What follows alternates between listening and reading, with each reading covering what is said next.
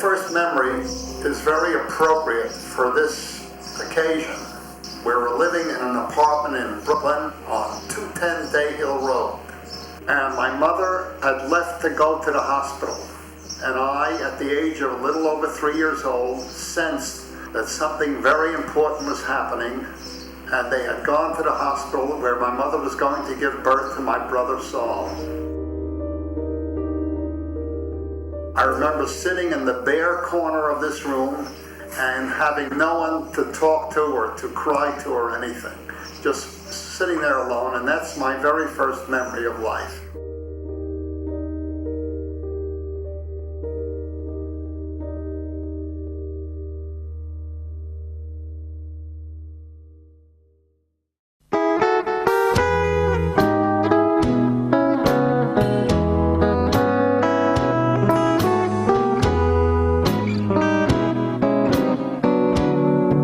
I found that there was a Class A optometry college in Memphis, Tennessee, and writing to them, they seemed very anxious to have me.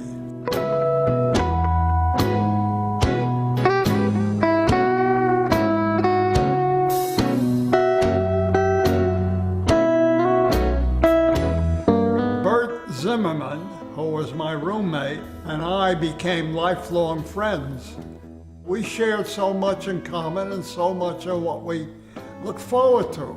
Graduating, practicing, we just felt an affinity.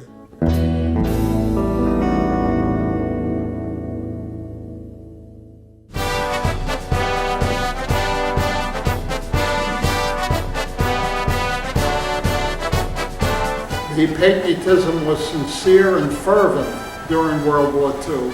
We knew what we were fighting for, and we wanted to fight for that. The enemy was clearly a terrible scourge upon the earth and had to be defeated. The Battle of the Bulge was going on, so all exemptions were off, and all people were called up, including me. I went down to what was then 39 Whitehall Street in the tip of Manhattan and volunteered for the Air Force as a pilot. We arrived from Montgomery, Alabama into Maxwell Field Air Force Base. Beautiful place, and for the first time in my life I saw a golf course, I saw private homes. I came from the middle of the city. It was very strong physical training, and at that time I was quite capable of it. Running 6 miles, 5 o'clock in the morning, and all that kind of crap. And what you had to do as an underclassman is walk the rat line. Now rats, scurry along the walls. And that's the way underclassmen had to walk. They had to walk quickly, hugging the walls. Excellent posture, we were cadets. And every time an upperclassman would pass you, you had to salute them, or he'd say, "Off the line, mister," and then begin to abuse you in some way. We have to go for some kind of physical, and we go into this big hospital. They have a big hospital on base. Well, that gave me a clue. I went into the hospital, spoke to the ophthalmologist in charge, and I said, "Sir, I'm a cadet on the field, but I'm also a graduate optometrist. Couldn't you use my services here?" Well, he did some investigation, and then he said yes. They shipped me all my books from optometry college, and I asked questions of the ophthalmologist, and I became his assistant in surgery. So it was a very rewarding and useful time for me. I got an elimination without prejudice from the Air Force and spent the rest of my time during World War II as a member of the Eye, Ear, Nose, and Throat Clinic of Maxwell Field Hospital. And were my parents thrilled that I was no longer to fly a plane, so that they each took their first plane flight in their life down to Montgomery, Alabama to see their son, who was no longer in pilot training.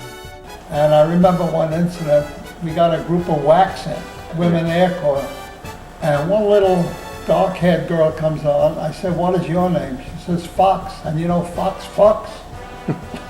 She says to me.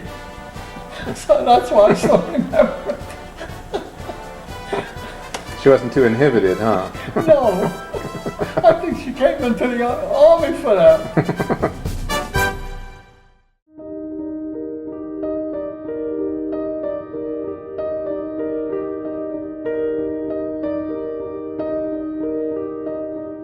I was 7 years old, living in this apartment on 817 East 175th Street.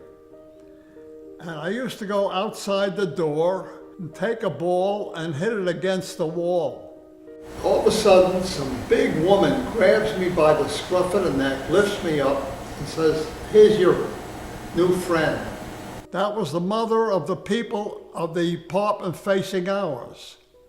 And she introduced me to a kid a little bit younger than me called Harold Dinoffer, who had an older brother, Jack Dinoffer. Well, I became part of a trio with them, and then they included my younger brother, Saul. And that's how I got to know the Dinoffers. They were very friendly, and they had things that I didn't have. For instance, Sunday they got the comics. Comics weren't allowed in the house. We were serious intellectuals.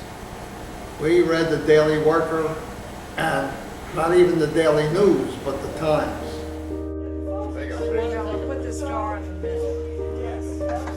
He has a camcorder. He brought his. Oh, he did. Oh, there he is. Yeah, look at your sonny boy.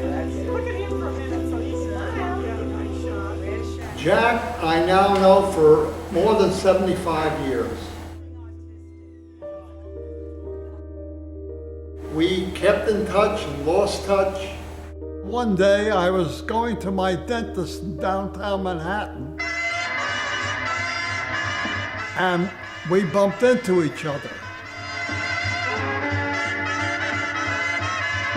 On the very same street, 57th Street, he owned and operated a luggage shop. So he invited me after I saw the dentist to come over and renew our friendship. So I did, and our lives entwined much more.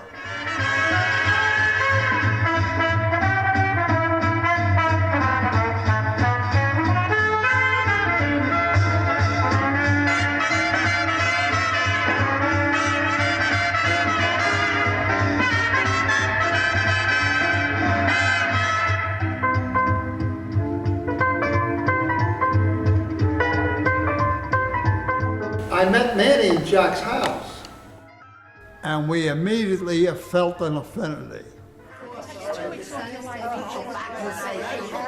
He and I called each other soul brothers. We immediately found an affinity because we found subjects of literary and history that we were both interested in. He was such an open, friendly personality with a smile that was the shining light in any room. When we were established, Jack in the luggage store, Manny in a liquor shop, and me in my office, we decided that Wednesdays we would take off and have lunch together and go look for some financial opportunities. First, we started in Queens, New York, buying one apartment building. And we ended up owning a shopping center in Poughkeepsie. We would do things so easily, make decisions so easily. And when we bought bigger properties, dividing the percentage, we did, not even confirmed with handshakes.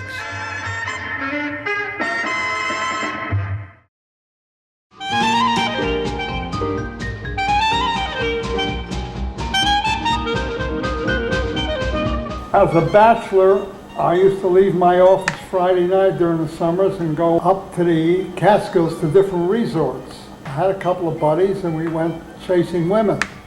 There was a couch I used to call Bernie's couch because women outnumbered men. I always had two girls on each side of the couch.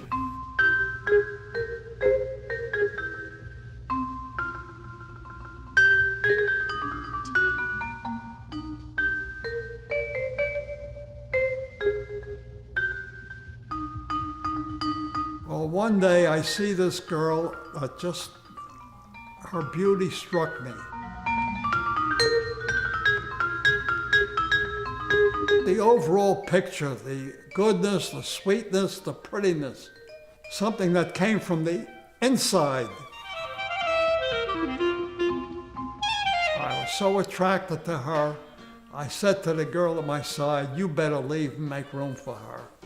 And that's how I got to know my beautiful wife, Edith, whom I ended up calling Booby, and in love with her ever since.